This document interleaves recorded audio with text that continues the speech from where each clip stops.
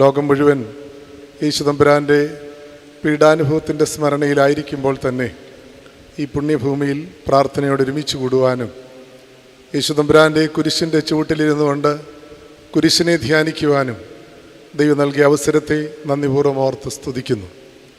ആമുഖവാക്കുകൾ അധികമൊന്നും ദീർഘിപ്പിക്കുന്നില്ല. പറഞ്ഞു കേട്ടത് തന്നെയാണിത്.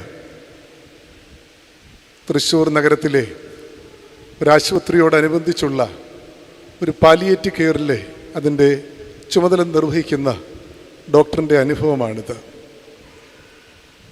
പാലിയേറ്റീവ് കെയർ എന്നൊക്കെ പറയുമ്പോൾ നമുക്ക് കൃത്യമായിട്ടറിയാം, മരണാസന്നരായ മനുഷ്യർ, ജീവിതത്തിലേക്ക് തിരിച്ചു വരുവാൻ സാധ്യതയില്ലാത്തവർ, അവർക്ക് സ്വാന്തന പരിചരണം നൽകുകയാണ്. വേദന സംഹാരികൾ നൽകി അവരെ ഇങ്ങനെ മുന്നോട്ട് കൊണ്ടുപോവുകയാണ്. ആ പാലിയേറ്റീവ് കെയറിലേക്ക് പാലക്കാട്ട് നിന്നുള്ള ഒരു രാമൻകുട്ടി, അയാളുടെ 11-12 വയസ്സുള്ള ഗുരുതരമായ രോഗം ബാധിച്ച് കുഞ്ഞിനെയുമായി ആ വാർഡിലേക്ക് വരുന്നു. ഇനി അധിക നാളൊന്നും ഈ കുഞ്ഞില്ല ലോകത്തിൽ, അതിന് സാധ്യതയില്ല. ഈ വാർഡിലായപ്പോൾ വീര്യമുള്ള കഠിനമായ പെയിൻ കില്ലറെല്ലാം ഇഞ്ചെക്റ്റ് ചെയ്യുന്നു. എന്നിട്ടും ഈ കുഞ്ഞിന് ഉറങ്ങാൻ പറ്റുന്നില്ല. അതിവേദനയാണ്, തിരിഞ്ഞും മറിഞ്ഞും കിടക്കുകയാണ്, അസ്വസ്ഥതയോട് കിടക്കുകയാണ്. രാമൻകുട്ടി എന്ന മനുഷ്യൻ പുറത്തുനിന്ന് കൃത്യമായി കുഞ്ഞിനെ നിരീക്ഷിക്കുകയാണ്. ഇത് കണ്ട് സഹിക്കാൻ പറ്റാതെയാകുന്നു.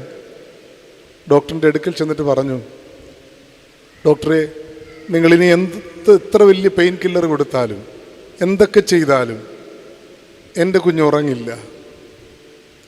ഡോക്ടർ, ഒരു കാര്യം ചെയ്യാമോ? എന്നെ അതിനകത്തോട്ടൊന്ന് കയറ്റിവിടാമോ? കുഞ്ഞു പ്രായം മുതൽ അവൻ എൻ്റെ ഈ നെഞ്ചിൻ്റെ ചൂട് ഏറ്റാണ് ഉറങ്ങുന്നത്. എത്ര വേദനയായിക്കൊള്ളട്ടെ, അവനെ ഈ നെഞ്ചിലോട്ടൊന്നിട്ട് 2 തട്ട് കഴിയുമ്പോൾ അവൻ പതുക്കെ അങ്ങ് ഉറങ്ങും. ഡോക്ടർ ഒന്ന് അനുവദിക്കണം. ഡോക്ടർ പറഞ്ഞു, രാമൻകുട്ടി, അതെങ്ങനെയാണ് ശരിയാകുന്നത്? നിനക്ക് നല്ലതാണോ? നിൻ്റെ കുഞ്ഞിന് നല്ലതാണോ? മറ്റു രോഗികൾക്ക് നല്ലതാണോ? അതുതന്നെയല്ല, എനിക്കത് ചെയ്യാൻ പറ്റുമോ? പാവപ്പെട്ട മനുഷ്യൻ്റെ കണ്ണ് നിറഞ്ഞു. ഡോക്ടറോട് വീണ്ടും ഒരു കാര്യം പറഞ്ഞു, എന്നാൽ ഡോക്ടർ ഇനി ആ വാർഡിൽ കയറുമ്പോൾ എൻ്റെ കുഞ്ഞിൻ്റെ അടുക്കൽ ഒരു കാര്യം ഡോക്ടർ പറയണം. അവൻ്റെ ബെഡ് ആ ഭിത്തിയോട് ചേർത്തല്ലേ കിടത്തിയിരിക്കുന്നത്.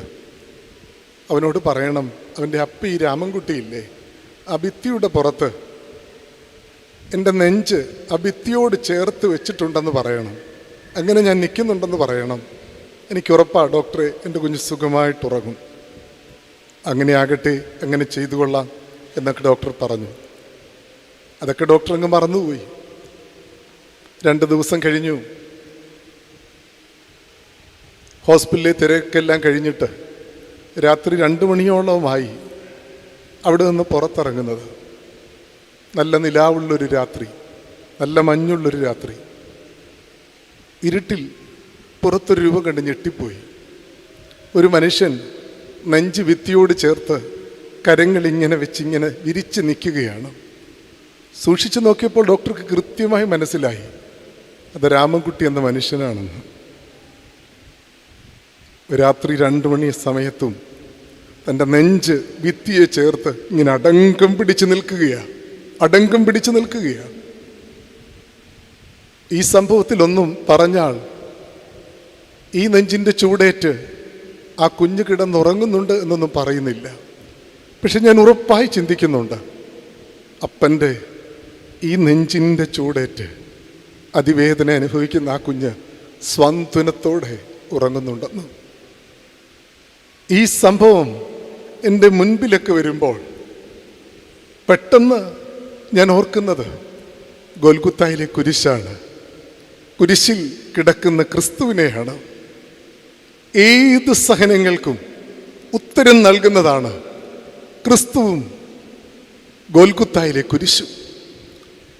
ഒത്തിരി നൊമ്പരങ്ങളും ആകുലതകളുമായിട്ടൊക്കെ നമ്മൾ ഇവിടെ അടുത്തു വന്നിരിക്കുമ്പോൾ സഹനങ്ങൾ ഏതുമാകട്ടെ, വേദനകൾ ഏതുമാകട്ടെ, അതിനെ ചേർത്ത് പിടിക്കാൻ പ്രാപ്തനായ ഒരു ദൈവമാണ് നമ്മുടെ മുൻപിലുള്ളത് എന്നുള്ളതാണ് കുരിശ് നൽകുന്ന സന്ദേശം. ചങ്ക് പിളർന്ന് കരങ്ങളിങ്ങനെ വിരിച്ച് ജീവിതത്തിൻ്റെ സഹനങ്ങളിൽ ചേർത്ത് പിടിക്കുന്ന കുരിശും കുരിശിൽ കിടക്കുന്ന ക്രിസ്തുവും, അതിനേക്കാൾ വലിയ സന്ദേശം വേറെ വല്ലതും ഉണ്ടോ? ആ കുരിശിനോടൊന്ന് ചേർന്നിരിപ്പാൻ നമുക്ക് ഈ പങ്കപ്പാടിൻ്റെ സ്മരണയുടെ ദിവസങ്ങളിൽ ഇടയാകട്ടെ എന്ന് പ്രാർത്ഥിക്കുകയാണ്. സമവീക്ഷണ സുവിശേഷങ്ങളിൽ ഗത്സമന പ്രാർത്ഥന കൃത്യമായി കുറിച്ചിട്ടിട്ടുണ്ട്. വിശുദ്ധ മത്തായിയുടെ സുവിശേഷം 26 അധ്യായം 36 മുതൽ 46 വരെയാണ് ആദ്യം നാം കാണുന്നത്. ഈ വേദഭാഗം നമുക്ക് പെട്ടെന്ന് നമ്മുടെ ഓർമ്മയിൽ നിൽക്കും. നിങ്ങൾ ഈ ചാപ്റ്റർ ഒന്ന് ശ്രദ്ധിച്ചാൽ മനസ്സിലാകും. 26 അധ്യായം 36 മുതൽ 46 വരെ ഒരു ക്രോണോളജിക്കൽ ഓർഡർ പോലെ തോന്നും. അതുകൊണ്ട് തന്നെ ആ ഭാഗം നമ്മുടെ മനസ്സിൽ ഇങ്ങനെ ഇടം പിടിച്ചു നിൽക്കും. എന്നെ കേൾക്കുന്നവരും ഈ വേദഭാഗം മറക്കരുത്. അത്രമാത്രം പ്രാധാന്യമുള്ള വേദഭാഗം മത്തായിയുടെ സുവിശേഷം 26 അധ്യായം 36 മുതൽ 46 വരെയുള്ള ഭാഗം. മർക്കോസിന്റെ സുവിശേഷം 14 അധ്യായത്തിലാണ്. ലൂക്കോസിന്റെ സുവിശേഷം 22 അധ്യായത്തിലും. സമവീക്ഷണ സുവിശേഷങ്ങളിലെല്ലാം ക്രിസ്തുവിന്റെ ഗത്സമന പ്രാർത്ഥന കൃത്യമായി കുറിച്ചിട്ടിരിക്കുന്നു. യേശുദമ്പുരാൻ തൻ്റെ പ്രിയ അജഗണങ്ങളുടെ അടുക്കൽ താഴ്മയുടെയും വിനയത്തിൻ്റെയും പാഠങ്ങൾ ആവോളവും പഠിപ്പിച്ചതിന് ശേഷം അവരുടെ കാലുകൾ കഴുകി തൂവാല കൊണ്ട് തുവർത്തി ചുംബിച്ച് അവരോട് പറയുകയാ, നിങ്ങളുടെ ഗുരുവും കർത്താവുമായവൻ നിങ്ങളുടെ പാദങ്ങൾ കഴുകി. ഈ താഴ്മയുടെയും വിനയത്തിൻ്റെയും പാഠങ്ങൾ നിങ്ങളുടെ ജീവിതത്തിൽ ഉണ്ടാകണം. തുടർന്ന് അവരോടൊപ്പം തൻ്റെ അന്ത്യ അത്താഴത്തിൽ പങ്കുചേരുകയാണ്. അതിനുശേഷം വിശുദ്ധ കുർബാന സ്ഥാപിക്കുന്നു. അത് കഴിഞ്ഞിട്ട് 11 ശിഷ്യന്മാരുമായി, ഒരാൾ ഇടറിപ്പോയി എന്നുള്ളത് നിങ്ങൾക്കറിയാമല്ലോ, 11 ശിഷ്യന്മാരുമായി തൻ്റെ ശിഷ്യന്മാരുമായിട്ടുള്ള അവസാന പ്രാർത്ഥനയ്ക്കായി ഗത്സമനിയിലേക്ക് വരികയാണ്. കിദ്രോൻ താഴ്വര പിന്നിട്ട് അതിനപ്പുറമുള്ള ഗത്സമനയിലേക്ക് വരുന്നു. വേദപണ്ഡിതന്മാർ പറയുന്നത് it is enclosed by the garden and the foot hill of Mount Olive എന്നാണ് പറയുന്നത്. ഇതിനു ചുറ്റും ഒരു ഉദ്യാനമുണ്ടായിരുന്നു. ഇത് ഒലിവ് മലയുടെ അടിവാരമായിരുന്നു. യേശുദമ്പുരാനും ശിഷ്യന്മാരുമായി മിക്കവാറും ഈ ഗത്സമനയിലേക്ക് വരും. ഈ ഗത്സമനയുടെ ഉദ്യാനത്തിൻ്റെ ഇടങ്ങളിൽ ചില ഒലിവ് മരങ്ങളുമുണ്ട്.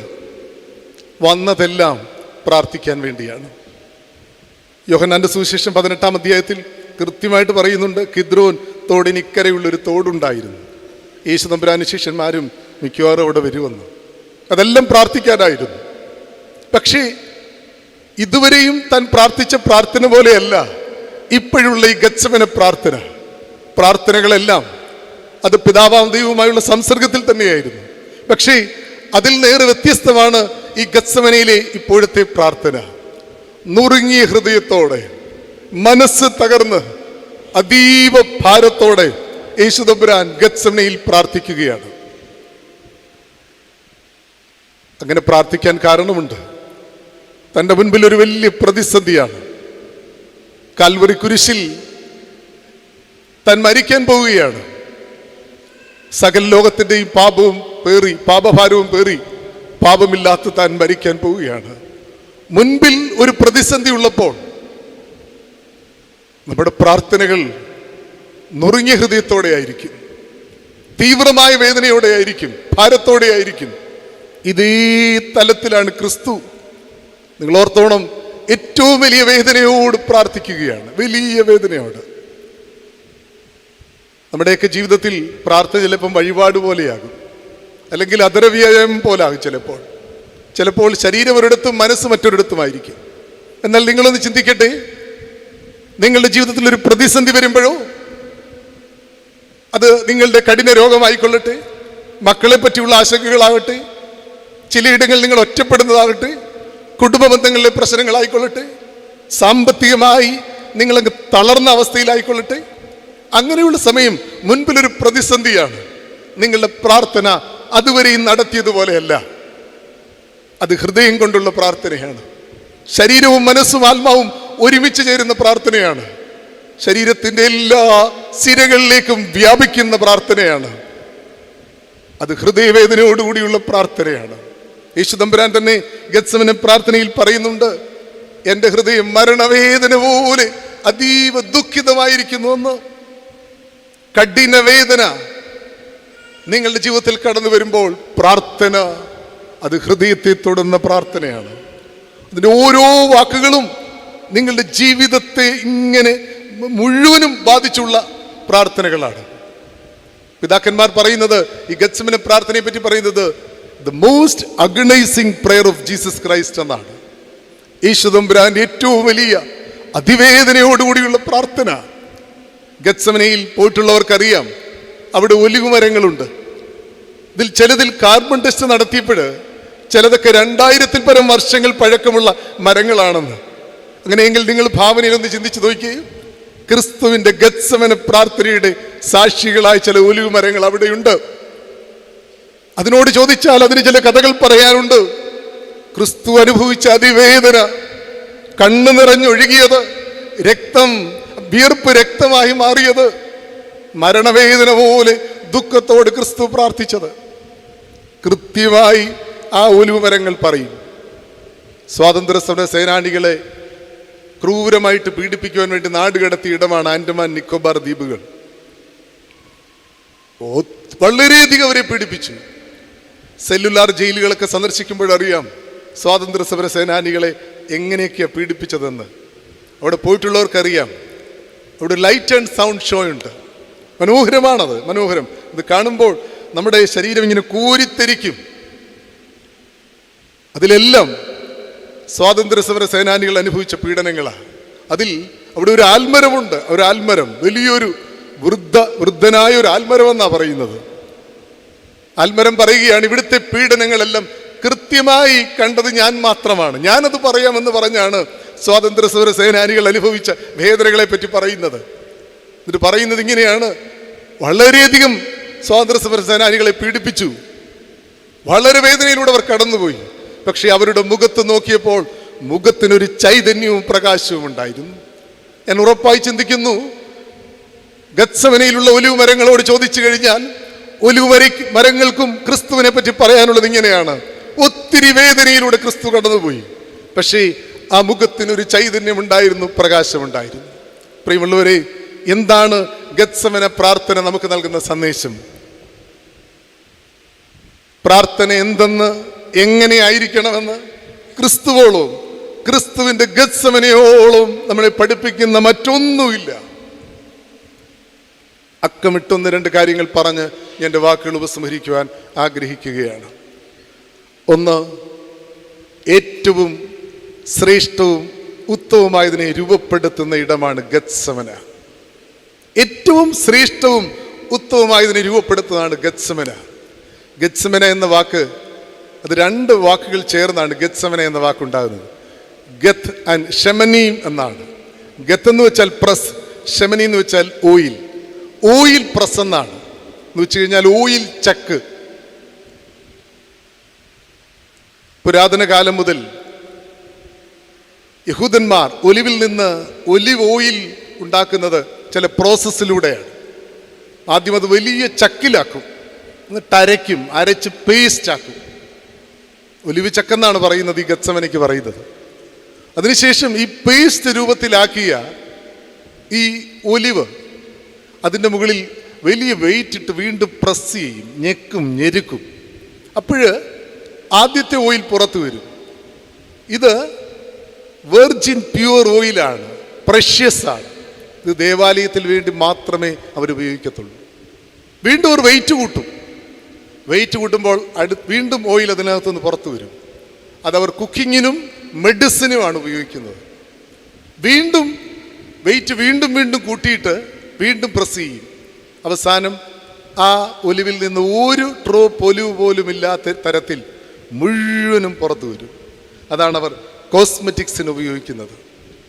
യേശു തമ്പുരാൻ ഇതുപോലെ കടന്നുപോയെന്നാണ് പറയുന്നത്. നിങ്ങൾ സുവിശേഷം വായിച്ച് 3 പ്രാവശ്യമാണ് യേശു തമ്പുരാൻ ഗത്സമനയിൽ പ്രാർത്ഥിക്കുന്നത്. ഓരോ പ്രാർത്ഥനയും കഴിയുമ്പോഴും കൂടുതൽ കൂടുതൽ ഹൃദയഭാരത്തോടാണ് പ്രാർത്ഥിക്കുന്നത്. പിതാക്കന്മാർ പറയുന്നത് Jesus is being pressed and crushed as like olive എന്നാ പറയുന്നത്. ഒലിവ് പോലെ യേശു തമ്പുരാൻ ഇങ്ങനെ ഞെങ്ങി ഞെരുങ്ങി എന്നാ പറയുന്നത്. അതുപോലെ ക്രിസ്തു കടന്നുപോയെന്ന്, അതുപോലെ പ്രതിസന്ധിയിലൂടെ കടന്നുപോയെന്നാ പറയുന്നത്. ലൂക്കോസിന്റെ സുവിശേഷം അതിൻ്റെ 22-ാം അധ്യായം 44-ാം വാക്യം അതിങ്ങനെയാണ്. അവിടെ പറയുന്നത്, പിന്നെ അവൻ പ്രാണവേദനയിലായി അതിശ്രദ്ധയോട് പ്രാർത്ഥിച്ചു. അവൻ്റെ വിയർപ്പ് നിലത്ത് വീഴുന്ന വലിയ ചോരത്തുള്ളി പോലെയായി.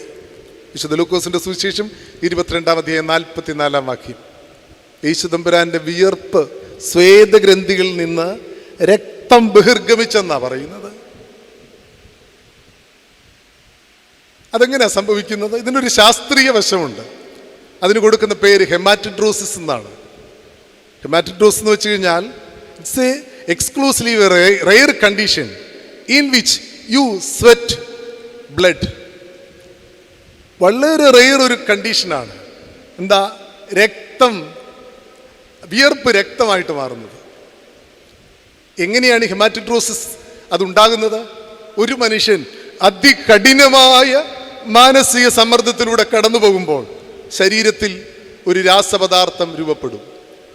ഈ രാസപദാർത്ഥത്തിൻ്റെ പരിണിത ഫലമായി വിയർപ്പ് ഗ്രന്ഥികളുള്ള കുഞ്ഞ് രക്തവാഹികളുണ്ട്, കാപ്പിലറീസ്. ഇത് പൊട്ടും. ഇത് പൊട്ടിയിട്ട് രക്തവും വിയർപ്പുമായിട്ട് കൂടിക്കലറും. എന്നിട്ടത് സ്വേദഗ്രന്ഥികളിലൂടെ ബഹിർഗമിക്കും. ഇതിനാണ് ഹെമാറ്റോഡ്രോസിസ് എന്ന് പറയുന്നത്.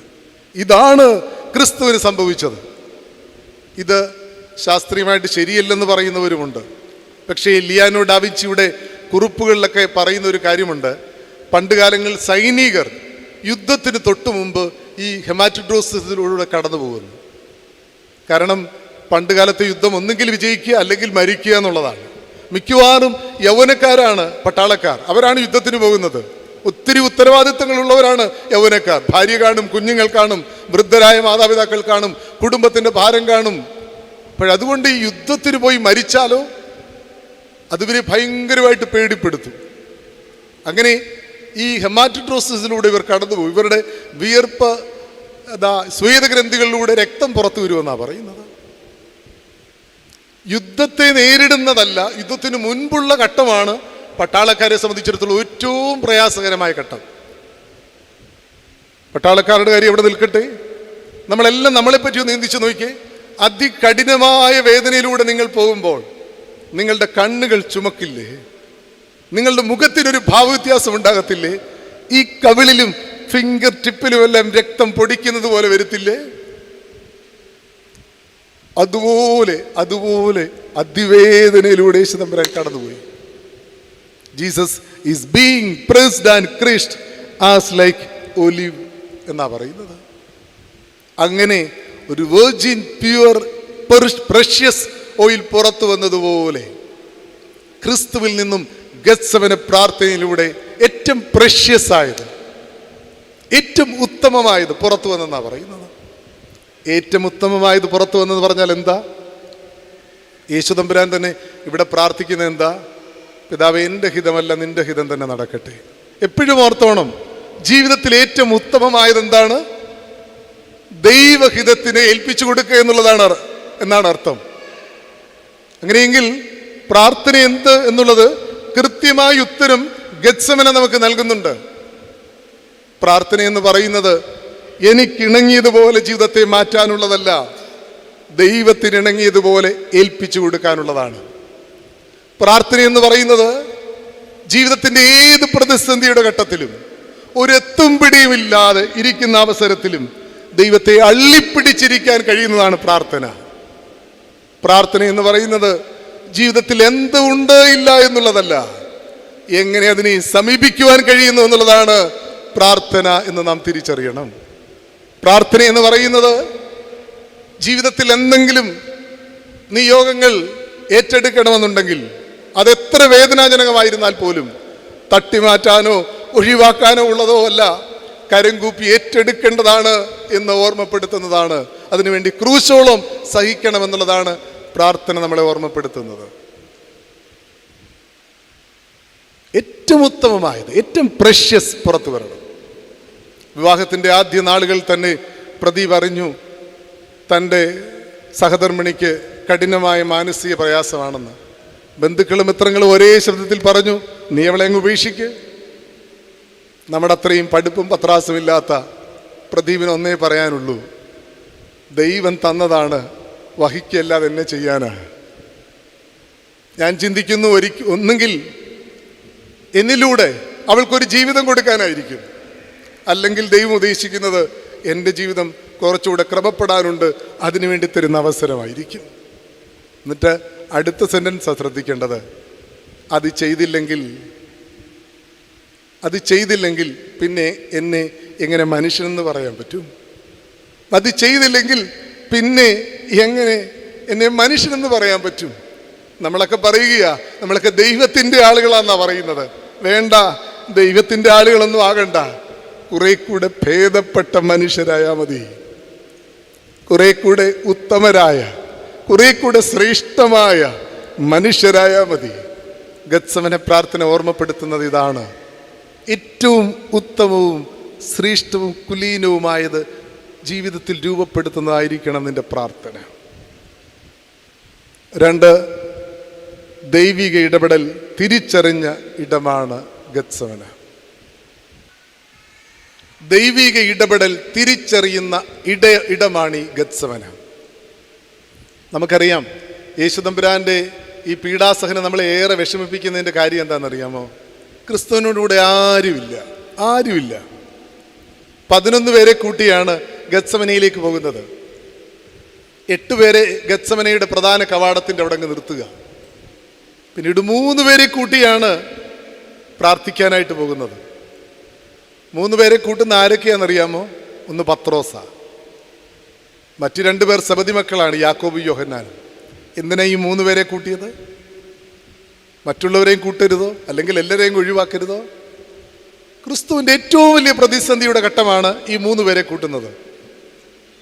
നമ്മളൊക്കെ പറയും ഇവർ ഇന്നർ സർക്കിളാണ്, ക്രിസ്തുവിൻ്റെ ഒരു ഇന്നർ സർക്കിളിലുള്ളവരായി വരുന്നത്, അങ്ങനെയൊക്കെ പറയാം. പക്ഷേ ഞാൻ അതിനപ്പുറം ചിന്തിക്കുന്നത്, ഇവർ ക്രിസ്തുവിനോട് പറഞ്ഞ ചില വാക്കുകൾ കൊണ്ടാണ് ക്രിസ്തുവിനെ കൂട്ടിയത്. ഈ ടെക്സ്റ്റിൻ്റെ തൊട്ട് മുൻപ് നിങ്ങളൊന്ന് വായിച്ചു നോക്കിക്കഴിഞ്ഞാൽ അറിയാം. പത്രോസ് പറയുക, ആരൊക്കെ ഇടറിയാലും ഞാൻ നിനക്ക് ഇടറത്തില്ല, ഞാൻ ഒരിക്കലും ഇടറത്തില്ല, ആരൊക്കെ ഇടറിയാലും ഞാൻ ഇടറുകയില്ല. വീണ്ടും പറയുക, നിനക്ക് വേണ്ടി മരിക്കാനും ഞാൻ തയ്യാറാണ്. പത്രോസ് പറഞ്ഞതാ. ഇപ്പൊ യേശുതമ്പുരാന് മനസ്സിലായി, ഈ വലിയ സഹനത്തിൽ ആരൊക്കെ തള്ളിക്കളഞ്ഞാലും പത്രോസ് തള്ളിക്കളയത്തില്ല. മരിക്കേണ്ടി വന്നാലും കൂടെ നിൽക്കാമെന്നാ പറഞ്ഞത്. അപ്പം എനിക്കൊരു ബലമായല്ലോ, മരിക്കാൻ പോകുന്ന എനിക്കൊരു ബലമായല്ലോ, എൻ്റെ സ്വന്തം ചങ്കെന്ന് പറഞ്ഞ് ക്രിസ്തു പത്രോസിനെ കൊണ്ടുപോയതായിരിക്കാം. സബദി മക്കളോ, അവരാ പറഞ്ഞത്, നീ കുടിക്കുന്ന പാനപാത്രം കുടിക്കാൻ ഞങ്ങൾ തയ്യാറാണ്. പിന്നെന്തോ വേണ്ട ക്രിസ്തുവിന്? ഈ 8 ശിഷ്യന്മാർ മാറി നിന്നാലെന്താ? ഒരാൾ മരിക്കാൻ തയ്യാറാണ്, മറ്റൊരാൾ പാനപാത്രം കുടിക്കാൻ തയ്യാറാ. ആരൊക്കെ ഇടറിയാലും ഇടറത്തില്ലെന്ന് വീമ്പിളക്കിയ പത്രോസും സബദി മക്കളും പാനപാത്രം കുടിക്കുന്ന സബദി മക്കളും കൂടെയുള്ളപ്പോഴെന്തിനാ ഭാരപ്പെടുന്നത്? നിങ്ങൾ ഓർത്തോണം, ഇവരാണ് ഗത്സമനയിൽ കിടന്നുറങ്ങുന്നത്. മുക്കുവരെന്ന നിലയിൽ രാത്രികളെല്ലാം പകലാക്കുന്നവരായിരുന്നു ഇവര്, ഉറക്കമുളച്ചിരിക്കുന്നവരായി ഇവര്. അവരോട് ക്രിസ്തു എന്ന് യാചിക്കുക, 1 മണിക്കൂർ 1 നാഴിക ഒന്ന് ഉണർന്നിരിക്കാൻ പറ്റുമോ? ഞാൻ ചോദിക്കട്ടെ, നിങ്ങളുടെ പ്രതിസന്ധികൾ ഏതെങ്കിലും ആയിക്കൊള്ളട്ടെ, കൂടുണ്ടെന്ന് ആരെങ്കിലും പറഞ്ഞാൽ അതൊന്നും നിങ്ങൾക്ക് വലിയ വിഷമമാകില്ല. എന്തിന്? കൂടെ നമ്മളോട് ആരെങ്കിലും ഉണ്ടെങ്കിൽ മരിക്കുന്നതിന് പോലും നമുക്ക് പേടിയുണ്ടോ? മരിക്കുന്നതിന് പോലും പേടി വരില്ല. ഒരു മലയാള കവിത നിങ്ങൾ കേട്ടിട്ടില്ലേ? മരണമെത്തുന്ന നേരത്ത് നീ എൻ്റെ അരികിൽ ഒരിത്തിരി നേരം ഇരിക്കണേ. എനിക്കൊന്ന് പ്രണയകാവ്യം കണ്ടാൻ തോന്നുന്നു. എന്തായിക്കൊള്ളട്ടെ, മരണത്തിൻ്റെ സമയത്ത് ആരെങ്കിലും കൂടെ ഉണ്ടെങ്കിൽ മരണം പോലും പേടിയില്ലാതാകും. പത്രോസ് പറയാ മരിക്കാൻ തയ്യാറാന്നാണ് പറഞ്ഞത്. മറ്റു 2 പേര് പാനപാത്രം കുടിക്കാൻ തയ്യാറാന്നാണ് പറയുന്നത്. രാത്രി മുഴുവനും ഉളച്ചിരിക്കുന്നവരാ. അവരാണ് ക്രിസ്തുവിൻ്റെ വേദനയുടെ രാത്രിയിൽ കിടന്നുറങ്ങുന്നത്. എഴുത്തച്ഛൻ്റെ ഒരു കവിതയുണ്ട്, ഇഷ്ടം പറയുന്ന ബന്ധുക്കളാരുമേ കഷ്ടകാലത്തില്ലെന്ന് നിശ്ചയം. ഇഷ്ടം പറയുന്ന ബന്ധുക്കൾ ആരുമേ കഷ്ടകാലത്തില്ലെന്ന് നിശ്ചയം. ക്രിസ്തുവിന്റെ വേദന കഠിനമാക്കുന്ന എന്താണെന്നറിയാമോ? താൻ ഏൽക്കുന്ന കുരിശല്ല, കുരിശിന്റെ സഹനത്തിൽ തൻ്റെ ശിഷ്യന്മാരൊന്നും തന്നോടൊപ്പമില്ലെന്നുള്ളതാണ്. ഞാൻ ഇനിയും ചില ഭാഗങ്ങളൊക്കെ പറയാം, അപ്പോൾ നിങ്ങൾക്ക് കൂടുതൽ വിഷമം തോന്നും. യേശു ക്രിസ്തുവിനെ വിധിച്ചത് രണ്ടിടങ്ങളിലാണ്. ഒന്ന് ഒരു റിലീജിയസ് കോർട്ടിലായിരുന്നു, രണ്ടൊരു സിവിൽ കോടതിയിലാണ്. റിലീജിയസ് കോർട്ട് സന്നിധി സംഘമാണ്, സിവിൽ കോഡ് പീലാത്തോസിന്റെ അരമനയാണ്. രണ്ടിടങ്ങളിൽ നിങ്ങൾ സസൂക്ഷ്മം പരിശോധിച്ചാൽ അറിയാം, എല്ലാ നിയമങ്ങളും കാറ്റിൽ പറത്തിയാണ് ക്രിസ്തുവിന്റെ വിസ്താരം നടത്തിയത്. സന്നിധി സംഘം പെരുന്നാളിന് കൂടാൻ പറ്റില്ല, രാത്രിയോഗം പറ്റില്ല, ദേവാലയത്തിന് പുറത്ത് കൂടാൻ പറ്റില്ല. കയ്യാഫോസിന്റെ അരമനയിലാണ് കൂടുന്നത്, ദേവാലയത്തിൽ കൂടണമെന്നാണ് നിയമം. ഓരോരുത്തരുടെയും അഭിപ്രായം രേഖപ്പെടുത്തണം. വ്യക്തിവിരോധം കണ്ടല്ല പരാതിയുമായി വന്നത് എന്നത് സ്ഥിരപ്പെടുത്തണം. പ്രതിക്ക് ക്രോസ് വിസ്താരം ചെയ്യാൻ അനുവാദം കൊടുക്കണം. ഇതൊന്നും ക്രിസ്തുവിന്റെ കേസിൽ നടന്നിട്ടില്ല. പീലാത്തോസിന്റെ അരമനയിലോ ഒരാളെ പറ്റി പരാതി ഉണ്ടെങ്കിൽ പരാതി രേഖാമൂലം കൊടുക്കണം, അഫിഡവിറ്റ് കൊടുക്കണം, വ്യക്തിവിരോധം കണ്ടല്ല എന്നുള്ളത്. അതിനുശേഷം ഗവർണർ ഒരു ഡിക്ലെയർ ചെയ്യണം, ഇങ്ങനൊരു പരാതി ഉണ്ട്, എല്ലായിടങ്ങളും ഒട്ടിക്കണം. അതിനുശേഷമേ കേസ് എടുക്കാൻ പറ്റത്തുള്ളൂ. ക്രിസ്തുവിൻ്റെ കേസിൽ ഇതുവെല്ലാം നടന്നു. എല്ലാ നിയമങ്ങളും കാറ്റിൽ പറത്തിയിരിക്കുക. അതിനേക്കാൾ തന്നെ നിങ്ങൾ ചിന്തിച്ചു നോക്കണം, റിലീജിയസ് കോർട്ടിൽ സന്നിധി സംഘത്തിൽ ക്രിസ്തുവിനെതിരെയുള്ള ആരോപണം എന്താണെന്നറിയാമോ? അവൻ ദൈവമാണെന്ന് പറഞ്ഞു. ദൈവദൂഷണം. ഇവൻ ദൈവമാണെന്ന് പറഞ്ഞു. ഞങ്ങൾക്ക് യാഹുവയല്ലാതെ ദൈവമില്ല, ഇവൻ ദൈവമാണെന്ന് പറഞ്ഞു. മതകോടതിയിൽ യാഹുവയ്ക്കപ്പുറം ഒരാള് ആരെങ്കിലും ദൈവമെന്ന് പറഞ്ഞാൽ അവന് ഏറ്റവും വലിയ കുറ്റക്കാരന്. പക്ഷേ പീലാത്തോസിന്റെ അരമനയിൽ ചെല്ലുമ്പോൾ ദൈവദൂഷണമല്ല ഈ യഹൂദന്മാർ പറയുന്നത്, ട്വിസ്റ്റ് ചെയ്യുക. ദൈവദൂഷണം എന്ന് പറഞ്ഞു കഴിഞ്ഞാൽ അവിടെ ഒരു കുറ്റവും ഇല്ല. പറഞ്ഞ എന്താണെന്നറിയാമോ? ഇവൻ രാജാവെന്ന് പറഞ്ഞു. ഞങ്ങൾക്ക് കൈസർ മാത്രമാണ് രാജാവ്, ഇവൻ രാജാവെന്ന് പറഞ്ഞു. രാജാവെന്ന് പറഞ്ഞാൽ റോമൻ നിയമം അനുസരിച്ച് എന്താണെന്നറിയാമോ? രാജ്യദ്രോഹിയ, തൂക്കിലേറ്റണം, കുരിശിൽ തറയ്ക്കണം. കൃത്യമായി എന്ത് ചതിയോടെ, എന്ത് കണ്ണിങ് ആയിട്ടാണെന്നറിയാമോ യഹൂദന്മാർ അവിടെ ചെല്ലുന്നത്. അതിനേക്കാളും നല്ലത്, അതിനേക്കാളും രസകരം ഈ പീലാത്തോസിന്റെ വിധിയാണ്. ഇന്നോളം നിങ്ങൾ കണ്ടിട്ടുണ്ടോ ഇതുപോലൊരു വിധി? ഒരു ന്യായാധിപൻ പറയുക, ഇവനിൽ ഒരു കുറ്റവുമില്ല എന്നിട്ട് ക്രൂശിക്കാൻ ഏൽപ്പിക്കുക. ഇവനിൽ ഒരു കുറ്റവുമില്ല എന്നിട്ട് ക്രൂശിക്കാൻ ഏൽപ്പിക്കുക. ഒരാള്, രണ്ടുപേര് വേണ്ട, ഏതെങ്കിലും ഒരാൾ, ആരായിക്കൊള്ളട്ടെ, ഒരു സാധാരണക്കാരൻ മതി. പീലാത്തോസിന്റെ വിധിക്കെതിരെ രേഖാമൂലം വേണ്ട, ഉച്ചത്തിലെന്ന് പറഞ്ഞാൽ മതി. ഇത് ശരിയല്ലെന്ന് പറഞ്ഞു കഴിഞ്ഞാൽ പീലാത്തോസിന് തന്റെ വിധി പിൻവലിക്കേണ്ടതായിട്ട് വരും. ഓർത്തോണം, ആരും അവന്റെ കൂടില്ലായിരുന്നു. മരിക്കാവെന്ന് പറഞ്ഞ പത്രോസ് എവിടെ? പാനപാത്രം കുടിക്കാന്ന് പറഞ്ഞ സെബദി മക്കൾ എവിടെ? ചങ്ക് കാണിച്ച് ചേർത്ത് പിടിച്ച പ്രിയപ്പെട്ട ശിഷ്യന്മാരെവിടെ? ആരുമില്ലായിരുന്നു. ഇത്ര വലിയ ദുഃഖത്തിലാണ് ക്രിസ്തു കടന്നുപോയത്. അതിനേക്കാളും എന്നെ ഏറ്റവും വിഷമിപ്പിക്കുന്നത് എന്താണെന്നറിയാമോ? കാൽവറി കുരിശിൽ കിടന്ന യേശു തമ്പുരാൻ നിലവിളിച്ചു, ലമാ ലമാ ശബക്താനി, എൻ്റെ ദൈവമേ, എൻ്റെ ദൈവമേ, നീ എന്നെ കൈവിട്ടതെന്ത്? നിങ്ങൾ സുവിശേഷം മുഴുവൻ ഒന്ന് വായിച്ചു നോക്ക്. ക്രിസ്തു എവിടെങ്കിലും ദൈവത്തിനെ ദൈവം എന്ന് പറഞ്ഞിട്ടില്ല, പിതാവേ എന്നാ പറഞ്ഞത്. അബ്ബാ ഫാദർ, അബ്ബാ പിതാവേ, അബ്ബാ പിതാവേ എന്നാ പറഞ്ഞിട്ടുള്ളത്. എല്ലായിടവും. ഒരിടത്ത് മാത്രം ദൈവമെന്ന് വിളിക്കുക. ഇതിനർത്ഥം എന്താണെന്നറിയാമോ? കുരിശിൽ കിടന്ന സമയത്ത് പുത്രനാം തമ്പുരാൻ യേശുനാഥന് തോന്നി പിതാവാം ദൈവം പോലും കൈവിടുന്നു എന്ന്. അതുകൊണ്ട് യേശുതമ്പുരാൻ പറഞ്ഞത് ഇങ്ങനെയായിരിക്കാമെന്നാണ് ഞാൻ ചിന്തിക്കുന്നത്. ഒരു പിതാവ് ഒരു മകനോട് കാണിക്കുന്ന സ്നേഹമൊന്നും എന്നോട് കാണിച്ചില്ലെങ്കിലും കുഴപ്പമില്ല. ഒരു ദൈവം ഒരു ഭക്തനോട് കാണിക്കുന്നതെങ്കിലും ആ രീതിയിലെങ്കിലും എന്നോടൊരു കരുതൽ കാണിക്കണ്ടേ? ദൈവമേ, ദൈവമേ, നീ എന്നെ കൈവിട്ടതെന്ത്? പിതാവ് ഒരു മകനോട് കാണിക്കുന്ന സ്നേഹം വേണ്ട, ഒരു ദൈവം ഒരു ഭക്തനോട് കാണിക്കുന്ന അവസാനത്തെ കരുണയെങ്കിലും കാണിക്കണമെന്നുള്ള അർത്ഥത്തിലാണ് ക്രിസ്തു വിളിക്കുന്നത്. പക്ഷേ ഇവിടെ മുതൽ ഒരു ഡ്രമാറ്റിക് ചേഞ്ച് വരിക. Dramatic change. കുരിശിൽ ഇങ്ങനെ നിലവിളിക്കുന്ന ക്രിസ്തുവാണ് പിന്നെ അധികം താമസിയാതെ എല്ലാം പൂർത്തിയായെന്ന് പറയുന്നത്. വീണ്ടും പറയുക, പിതാവേ, എൻ്റെ ആത്മാവിനെ തൃക്കരങ്ങൾ ഏൽപ്പിക്കുന്നുവെന്ന് ഇങ്ങനെ കരഞ്ഞ് നിലവിളിക്കുന്ന സമയത്ത് പിതാവാം ദൈവത്തിൻ്റെ ഇടപെടലുണ്ടായി. പിതാവേ, എല്ലാം ഏൽപ്പിച്ചു തരിക, എൻ്റെ ആത്മാവിനെ ഏൽപ്പിച്ചു തരിക. ഞാനതാ പറഞ്ഞത്, ജീവിതത്തിൻ്റെ പ്രതിസന്ധികൾ ചില ദൈവിക ഇടപെടലുകൾ ഉണ്ടാകും. നമുക്ക് ഈ കാൽവരി കുരിശിൽ ക്രിസ്തു അനുഭവിച്ച ആ സഹനമല്ലല്ലോ നമ്മുടെ പഠന വിഷയം, ഗത്സമനയല്ലേ. നമുക്ക് ഗത്സമനയിലേക്കൊന്ന് തിരിഞ്ഞു പോകാം. എന്താണെന്നറിയാമോ? ക്രിസ്തു അതിവേദനയോടിങ്ങനെ പ്രാർത്ഥിക്കുമ്പോൾ ലൂക്കോസിന്റെ സുവിശേഷം 22-ാം അധ്യായം 33-ാം വാക്യം നിങ്ങളൊന്ന് വായിച്ചു നോക്കണം. സ്വർഗത്തിൽ നിന്നൊരു മാലാഖ ഇറങ്ങി വരുന്നു. അധികം ആരും ശ്രദ്ധിക്കാത്ത ഒരിടമായത്. സ്വർഗത്തിൽ നിന്നൊരു മാലാഖ ഇറങ്ങി വരുന്നു, അവനെ ശക്തീകരിച്ചെന്നാ പറയുന്നത്. ജീവിതത്തിൽ ഇനി ഒന്നും നടക്കയില്ല എന്ന് ചിന്തിക്കുമ്പോൾ ഒരു ദൈവിക ഇടപെടലുണ്ട് പ്രിയമുള്ളവരെ. ഇനി ഒന്നും സാധ്യമാകില്ല. മെഡിക്കൽ സയൻസ് പരാജയപ്പെടുന്നു, യുക്തിക്കൊണ്ടൊന്നും ഒരു കാര്യമില്ല, പണം കൊണ്ട് അർത്ഥമില്ലാതാകുന്നു, എല്ലായിടങ്ങളിലും ഒറ്റപ്പെടുന്നു. ഇനി ആശങ്കകളും അവ്യക്തതകളും മാത്രം. ഇങ്ങനെ ചിന്തിക്കുമ്പോഴാണ് ദാ സ്വർഗത്തിൽ നിന്നൊരു ഇടപെടൽ. ചിറകടിച്ചു വരുന്നൊരു മാലാഖയുണ്ട്. നിങ്ങൾ ചിന്തിക്കുന്നതിനപ്പുറം, നിങ്ങളുടെ യുക്തിക്കപ്പുറം നിങ്ങൾ ഇടപെടുന്ന ഒരു മാലാഖയുണ്ട്. അനുഭവിച്ചറിഞ്ഞിട്ടില്ലേ? ഇല്ലെങ്കിൽ അനുഭവിച്ചറിയും. ഇനി ഒന്നും സാധ്യമാകുന്നില്ലെന്ന് ചിന്തിക്കുന്ന ഇടങ്ങൾ പോലും ദൈവം ഒരു മാലാഖ അയക്കും. ചിറകടിച്ചൊരു മാലാഖ വരും. ഗത്സമനകളെല്ലാം ദൈവത്തിൻ്റെ ഇടപെടലുകൾ ഓർമ്മിപ്പിക്കുന്ന ഇടം കൂടിയാണ് എന്ന് നാം തിരിച്ചറിയണം. അതിമനോഹരമായൊരു കഥയുണ്ട്. സൺഡേ സ്കൂൾ ടീച്ചർ കുഞ്ഞുങ്ങൾക്ക് അബ്രഹാമിൻ്റെ യാഗത്തെപ്പറ്റി പഠിപ്പിക്കുകയാണ്.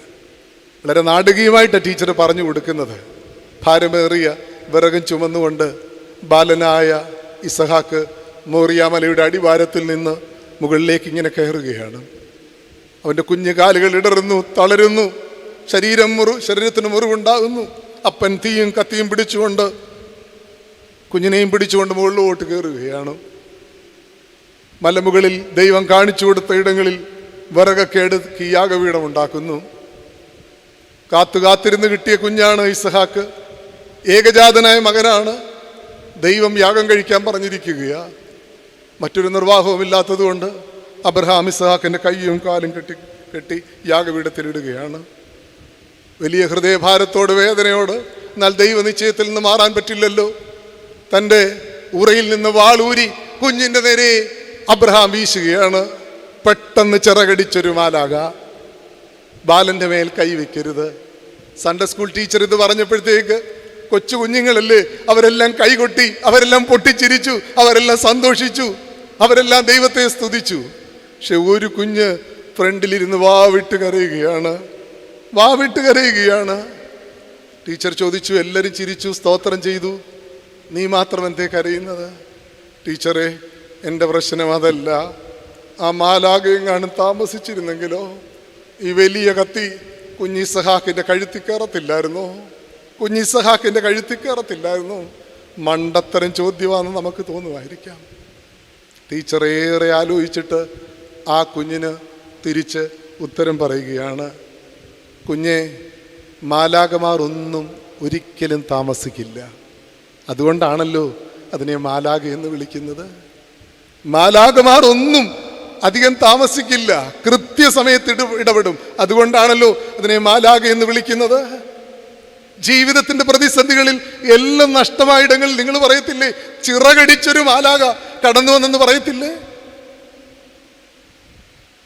ഗബ്രിയേൽ ദൂതൻ കുഞ്ഞു മറിയത്തിന്റെ അടുക്ക ചെല്ലുക, ഗർഭം ധരിച്ച് മകനെ പ്രസവിക്കുമെന്ന്. ഇതെങ്ങനെ സാധ്യമാകും? മറിയ ചോദിക്കുകയാ. അപ്പോൾ ഗബ്രിയേൽ ദൂതൻ പറയുന്നത് എന്താണെന്നറിയാമോ?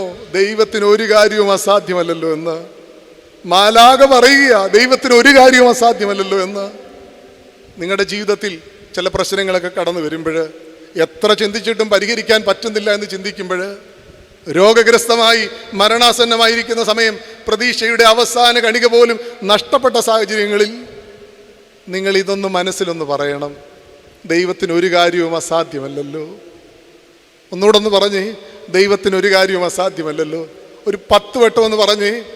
ആദ്യമൊക്കെ ഇങ്ങനെ പെരിഫർ ലെവലിൽ പറയും, 2-ാം വട്ടം കുറച്ചുകൂടെ അർത്ഥത്തോട് പറയും, 3-ാം വട്ടം കുറച്ചുകൂടെ ആഴമാകും, 4-ാം വട്ടം നമ്മുടെ ഭാവം മാറാൻ തുടങ്ങും, 5-ാം വട്ടം കണ്ണിൽ കണ്ണുനീർ അല്പം പൊടിയും. 10 വാവിട്ട് കരഞ്ഞുകൊണ്ടേ നിങ്ങൾ പറയുകയുള്ളൂ, ദൈവത്തിനൊരു കാര്യവും അസാധ്യമല്ലല്ലോ എന്നാ. ഒന്നും സംഭവിക്കില്ലെന്നുള്ള ചിന്തിക്കുന്ന സമയങ്ങളിൽ ഇത് മാത്രമെന്ന് പറഞ്ഞാൽ മതി. ചിറകടിച്ച് നിന്നൊരു മാലാക പറയുക, ദൈവത്തിനൊരു കാര്യം അസാധ്യമല്ലല്ലോ എന്ന്. എന്തൊരു പവറാണെന്നറിയോ? ഒന്നും നടക്കുന്നില്ല എന്ന് ചിന്തിക്കുന്ന ഇടങ്ങളിൽ ഗത്സമനയിൽ ഒരു മാലാക ചിറകടിച്ചിറങ്ങി വരികയാണ്. ഗുജറാത്തിലെ കാർഡിയാക് സർജനാണ് ഡോക്ടർ ശൈലേഷ് മേത്ത. തൻ്റെ കീഴിലുള്ള അനേക ജൂനിയർ ഡോക്ടർമാരിൽ നിന്ന് അവർ റെഫർ ചെയ്യുന്ന കോംപ്ലിക്കേറ്റഡ് കേസ് മാത്രമേ ഡോക്ടർ ശൈലേഷ് മേത്ത ഏറ്റെടുക്കത്തുള്ളൂ. അങ്ങനെ ഒരു 6 വയസ്സുള്ള ഒരു കുഞ്ഞിൻ്റെ കേസ് ഡോക്ടർക്ക് ഏറ്റെടുക്കേണ്ടതായിട്ട് വന്നു. അപ്പനും അമ്മയും 6 വയസ്സുകാരിയും ഡോക്ടറിൻ്റെ അടുക്കൽ ചെന്നു. റിപ്പോർട്ട് നോക്കിയപ്പോഴത്തേക്ക് ഡോക്ടർക്ക് മനസ്സിലായി വളരെ ഗുരുതരം. ഒടുവിൽ പേരൻസിനോട് ആ നടുക്കുന്ന സത്യം ഡോക്ടർ പറഞ്ഞു, കുഞ്ഞ് പരമാവധി 3 മാസം ജീവിച്ചിരിക്കും. പിന്നെ ഏക ഓപ്ഷൻ എന്ന് പറയുന്ന സർജറിയാണ്. 70% ഓപ്പറേഷൻ നടന്നുകൊണ്ടിരിക്കുമ്പോൾ തന്നെ മരിക്കും കുഞ്ഞ്. ഒരു 30% മാത്രമേ ഉള്ളൂ ജീവിതത്തിലേക്ക് തിരിച്ചു വരാൻ. വാവിട്ട് കരഞ്ഞുകൊണ്ടാണ് പേരൻസ് ആ തീരുമാനമെടുത്തത്, സർജറി നടത്തിക്കോ ഡോക്ടറെ എന്ന്. എന്തെങ്കിലും ഒരു സാധ്യതയുണ്ടെങ്കിൽ അതാകട്ടെ എന്ന് കരുതി സർജറിയുടെ 6 ദിവസം മുമ്പ് ഈ കുഞ്ഞിനെ ഹോസ്പിറ്റലിൽ അഡ്മിറ്റ് ചെയ്തു. അമ്മ കൊച്ചിൻ്റെ കൈ ചേർത്ത് പിടിച്ച് പ്രാർത്ഥിക്കുകയാണ്, മോളെ ദൈവം കാത്തോളും, എല്ലാം ദൈവത്തിൽ സമർപ്പിക്കണം. കാണുന്നവരുടെ എല്ലാം കണ്ണ് നനയുന്നു. ഡോക്ടർമാരും നേഴ്സസ്മാരും മറ്റ് സ്റ്റാഫും എല്ലാം. ഓപ്പറേഷന് ദിവസമായി വലിയ ഓപ്പറേഷൻ ടേബിളിൽ കൊച്ചു കുഞ്ഞിനെ കിടത്തിയിരിക്കുക. ഡോക്ടർ ശൈലേഷ് മേത്തയുടെ നെഞ്ചൊന്ന് പിടഞ്ഞു. വിജയിക്കാനുള്ള സാധ്യത വളരെ റയറാണ്. അവിടെ കിടന്ന ആ കുഞ്ഞിനെ തലോടിക്കൊണ്ട് പറഞ്ഞു, മോള് പേടിക്കൊന്നും വേണ്ട, എല്ലാം ശരിയാകും. പെട്ടെന്ന് കുഞ്ഞ് എടുത്തിയാടി ഡോക്ടറിനോട് പറയുക, ഡോക്ടർ അങ്കിളെ എനിക്കതിന് പേടിയൊന്നുമില്ലല്ലോ, ഞാൻ ഡോക്ടർ അങ്കിളുടെ അടുക്കൽ ഒരു ചോദ്യം ചോദിച്ചോട്ടെ? ഡോക്ടർ അങ്കിൾ എനിക്ക് ഓപ്പൺ ഹാർട്ട് സർജറിയാണോ ചെയ്യുന്നത്? ഓപ്പൺ ഹാർട്ട് സർജറി ചെയ്തിട്ട് എൻ്റെ ഹൃദയം ഇങ്ങനെ കീറി മുറിച്ച് തുറന്നു നോക്കുമോ? അപ്പോൾ ഡോക്ടർ വിചാരിച്ചു അതിവേദന ഒക്കെ ചിന്തിച്ചായിരിക്കും അവൾ പറഞ്ഞു. അതുകൊണ്ട് വീണ്ടും പറഞ്ഞു, മോളെ പേടിക്കേണ്ട, നിനക്കൊട്ടും വേദന വരില്ല, അതുപോലുള്ള മരുന്നുകളാണ് തരുന്നത്. അതല്ല ഡോക്ടർ അങ്കിളെ, എൻ്റെ അമ്മ എപ്പോഴും എൻ്റെ അടുക്ക പറഞ്ഞിട്ടുണ്ട്, മോളെ നിൻ്റെ ഹൃദയത്തിനകത്താണ് ദൈവം ഇരിക്കുന്നത് എന്ന്. അതുകൊണ്ട് ഡോക്ടർ അങ്കിൾ എൻ്റെ ഹാർട്ട് മുറിച്ച് തുറന്നു നോക്കുമ്പോൾ എൻ്റെ ദൈവത്തെ അവിടെ കാണുകയാണെങ്കിൽ എൻ്റെ ദൈവം എന്നോട് എന്തെങ്കിലും പറയും, അതെന്നോട് പറയണം. ഡോക്ടർ പറഞ്ഞു ആയിക്കോട്ടെ എന്ന് പറഞ്ഞു. കുഞ്ഞിനെ സർജറിക്ക് കയറ്റിയിരിക്കുകയല്ലേ, സർജറി ആരംഭിച്ചു. 45 മിനിറ്റായി. ഹാർട്ടിലേക്ക് ബ്ലഡൊന്നും പമ്പ് ചെയ്യുന്നില്ല. BP താഴുന്നു, പൾസ് കുറയുന്നു. ഇനിയൊന്നും ചെയ്യാൻ പറ്റില്ല എന്ന് മനസ്സിലാക്കിയ ഡോക്ടർ കുഞ്ഞു മരണത്തിലേക്ക് തന്നെ എന്ന് പറഞ്ഞുകൊണ്ട് കൂടെയുള്ള ഡോക്ടർമാരോടൊക്കെ പറയുന്നു, തിരിച്ചെല്ലാം അങ്ങ് തുന്നിക്കെട്ടിയേക്കാൻ. പെട്ടെന്ന് അവൾ പറഞ്ഞ വാചകം ഡോക്ടറിൻ്റെ കാതുകളിൽ ഇങ്ങനെ ഇടിച്ചിടിച്ച് നിൽക്കുന്നത് പോലെ തോന്നി. ഡോക്ടറെങ്കിലെ ഹാർട്ട് തുറക്കുമ്പോൾ എൻ്റെ ദൈവത്തെ കാണുകയാണെങ്കിൽ എൻ്റെ ദൈവം എന്നോടെന്തെങ്കിലും പറയുന്നത് എൻ്റെ അടുക്ക വന്ന് പറയണം. 45 വർഷത്തെ തൻ്റെ ജീവിതത്തിൽ ആദ്യമായിട്ട് ഡോക്ടറുടെ കണ്ണ് നനഞ്ഞു. രക്തം പുരണ്ട കരങ്ങൾ കൂപ്പിക്കൊണ്ട് ഡോക്ടർ ദൈവസന്നിധിയിൽ ആദ്യമായിട്ട് പ്രാർത്ഥിച്ചു. അവളും അവളുടെ അമ്മയും ചിന്തിക്കുന്നത് ഹൃദയത്തിനകത്ത് ദൈവമുണ്ടെന്നാണ്. അങ്ങനെ ദൈവം അവിടെ ഉണ്ടെങ്കിൽ ഈ കുഞ്ഞിനെ എങ്ങനെയെങ്കിലും രക്ഷിക്കണം. എനിക്കിനി ഒന്നും ചെയ്യാൻ പറ്റുന്നില്ല, ഞാൻ പരാജയപ്പെട്ടിരിക്കുന്നു, അവിടുന്ന് ഇടപെടണം. എന്നിട്ട് ഡോക്ടർ വാവിട്ട് കരയാൻ തുടങ്ങി. പെട്ടെന്ന് അവിശ്വസനീയമായിട്ടുള്ളതാ അവിടെ സംഭവിച്ചത്. ജൂനിയർ ഡോക്ടർമാർ ആരോ വന്നിട്ട് പറഞ്ഞു, ഡോക്ടറെ ഹാർട്ടിലോട്ട് ബ്ലഡ് പമ്പ് ചെയ്യാൻ തുടങ്ങി. ഡോക്ടർ പറഞ്ഞു നമുക്ക് സർജറി പുനരാരംഭിക്കാം. പെട്ടെന്ന് എല്ലാ ഡോക്ടേഴ്സൂടെ വന്ന് സർജറി പുനരാരംഭിച്ചു. 4.5 മണിക്കൂർ കൊണ്ട് സർജറി പൂർത്തിയായി. കുഞ്ഞ് ജീവിതത്തിലേക്ക് തിരിച്ചു വന്നു. ഡോക്ടർ പറഞ്ഞു വിശ്രമം കഴിയുമ്പോഴത്തേക്ക് അവൾ പൂർണ്ണ ആരോഗ്യവതിയാകും. ഡോക്ടർ ശൈലേഷ് മേത്ത പറയുകയാണ്, നിരീശ്വരവാദി ഒരു മനുഷ്യൻ ദൈവവിശ്വാസിയായെന്ന് മാത്രമല്ല, അദ്ദേഹം പറയുകയാണ് നമ്മുടെ പരിശ്രമങ്ങളൊക്കെ പരാജയപ്പെടും. അപ്പോഴിടപെടുന്ന ഒരു ദൈവമുണ്ട്. അപ്പോഴിടപെടുന്ന ഒരു ദൈവമുണ്ട്. ഓരോ സർജറിക്ക് മുമ്പ് ഞാൻ പ്രാർത്ഥിക്കും. എൻ്റെ ബുദ്ധിയും കഴിവനുസരിച്ച് ചെയ്യാൻ ഒക്കുന്നതൊക്കെ ഞാൻ ചെയ്യും. പക്ഷെ ഞാൻ ചിലപ്പം പരാജയപ്പെടാം. അപ്പോഴവിടുന്ന് ഇടപെടണം. പ്രിയമുള്ളവരെ, ചിലതൊക്കെ പരാജയപ്പെടുമ്പോൾ ഇനി ഒന്നും ചെയ്യാനില്ലെന്ന് ചിന്തിക്കുമ്പോൾ നിങ്ങൾ ഓർത്തോണം, ദൈവം ഇടപെടുന്ന ഒരു നിമിഷമുണ്ട്. ഇപ്പോൾ ഇവിടെ വ്യസനിച്ച് വേദനിച്ച് വന്നവരുണ്ട്. എന്നെ കേൾക്കുന്നവർ അതുപോലെ നൊമ്പരങ്ങളിലായിരിക്കുന്നവരുണ്ട്. ഓർത്തുകൊള്ളണം, ഇനിയും പ്രവർത്തിക്കാൻ ദൈവത്തിനിടമുണ്ട്. ദൈവത്തിനിടമുണ്ട്. ഇംഗ്ലീഷിൽ അതിമനോഹരമായൊരു ചൊല്ലുണ്ട്. When God is going to do something beautiful, He begins with difficulty. When God is going to do something wonderfully, He begins with impossibility. ദൈവം ചിലത് സുന്ദരമായിട്ടൊക്കെ ചെയ്യുന്നത് ചില പ്രയാസങ്ങളുടെ നടുവിലായിരിക്കും, തുടക്കത്തിലായിരിക്കും. പക്ഷെ ദൈവം അത്ഭുതകരമായി ഇടപെടുന്നത് എവിടാന്നറിയാമോ? ഒരിക്കലും നടക്കില്ല എന്നുള്ള ഇടങ്ങളിൽ, എല്ലാം പരിശ്രമങ്ങളും പരാജയപ്പെട്ട ഇടങ്ങളിലാണ് ദൈവം ഇടപെടുന്നത്. ഗത്സമന പ്രാർത്ഥന ഓർമ്മിപ്പിക്കുന്നത് അതാണ്. നമ്മുടെ ജീവിതത്തിൻ്റെ നൊമ്പരങ്ങളുടെ ഇടങ്ങളിൽ, നമ്മുടെ ജീവിതത്തിൻ്റെ പ്രതിസന്ധികളുടെ ഇടങ്ങളിൽ അത്ഭുതകരമായി ഇടപെടുന്ന ഒരു ദൈവമുണ്ട്. ഒരു ചിന്ത കൂടെ വളരെ വേഗത്തിൽ പറഞ്ഞുകൊണ്ട് എൻ്റെ വാക്കുകൾ ഉപസംഹരിക്കാം. കരുത്തോട് ജീവിതത്തെ നേരിടാൻ ബലം തരുന്ന ഇടമാണ് ഈ ഗത്സമന. കരുത്തോട് ജീവിതത്തെ നേരിടുവാൻ ഇടം തരുന്ന ഇടമാണ് ഈ ഗത്സമന. നിങ്ങൾ ഓർത്തുകൊള്ളണം, ഈ ഗത്സമന പ്രാർത്ഥനയ്ക്ക് ശേഷം പിന്നെ സംഭവിക്കുന്നത് എന്താണ്? ലൂക്കോസിന്റെ സുവിശേഷം 26 അധ്യായം 45 മുതലുള്ള ഭാഗങ്ങൾ ഇങ്ങനെ കാണുന്നത്. ഇനി ശിഷ്യന്മാരോട് പറയുക, ഇനിയും ഉറങ്ങി നിങ്ങൾ ആശ്വസിച്ചു കൊള്ളുവീൻ, നാഴിക അടുത്തിരിക്കുന്നു. വീണ്ടും പറയുക, എഴുന്നേൽപ്പീൻ നാം പോക. മർക്കോസിന്റെ സുവിശേഷത്തിലും പറയുക, എഴുന്നേൽപ്പീൻ നാം പോക. ഗത്സമന പ്രാർത്ഥന കഴിഞ്ഞപ്പോഴത്തേക്ക് നിങ്ങൾ ഓർത്തുകൊള്ളണം, ക്രിസ്തുവിന് വലിയ മാറ്റമാണ്. തകർന്ന ഹൃദയത്തോടെ, നുറുങ്ങിയ അനുഭവത്തോടെ നിന്ന് ക്രിസ്തു ഇപ്പോൾ കരുത്തോടെ ജീവിതത്തിൻ്റെ സഹനങ്ങളെ നേരിടുകയാണ്. പിന്നീട് ക്രിസ്തു കരഞ്ഞിട്ടില്ല, തകർന്നിട്ടില്ല, കരുത്തോട് ക്രൂശിലേക്ക് പോവുകയാണ്. ആദ്യം നമ്മൾ കാണുന്നത് യൂദസിനെയാണ്, ചുംബനം കൊണ്ട് കാട്ടിക്കൊടുക്കുക. നിങ്ങൾ ആലോചിച്ച് നോക്കിക്കോണം, 30 വെള്ളിക്കാശിനാണ് യൂദ ക്രിസ്തുവിനെ ഒറ്റിക്കൊടുക്കുന്നത്. 30 വെള്ളിക്കാശ് എന്ന് പറയുന്നത് അക്കാലത്ത് ഒരടിമയുടെ വിലയാണ്. ഗുരുവിന് ഒരു അടിമയുടെ വില മാത്രമേ യൂദസ് ഇട്ടിട്ടുള്ളൂ. അതുമാത്രമല്ല, യഹൂദ പാരമ്പര്യത്തിൽ അടിമ യജമാനൻ്റെ കാല വന്ദിക്കേണ്ടത്, ശിഷ്യൻ ഗുരുവിൻ്റെ കൈ വന്ദിക്കണം. ഒരേ സ്ഥാനത്തുള്ളവരാണ് ചുംബിക്കുന്നത്. ക്രിസ്തു ഗുരു, 12 പേര് ശിഷ്യന്മാരാണല്ലോ. സ്ഥാനമനുസരിച്ച് കൈമുത്താനേ പറ്റത്തുള്ളൂ. പക്ഷെ ക്രിസ്തു ചുംബിക്കാനുള്ള അവസരം എടുത്തത് അവരെ അതുപോലെ സ്നേഹിച്ചതിൻ്റെ പ്രതിഫലനമാണ്.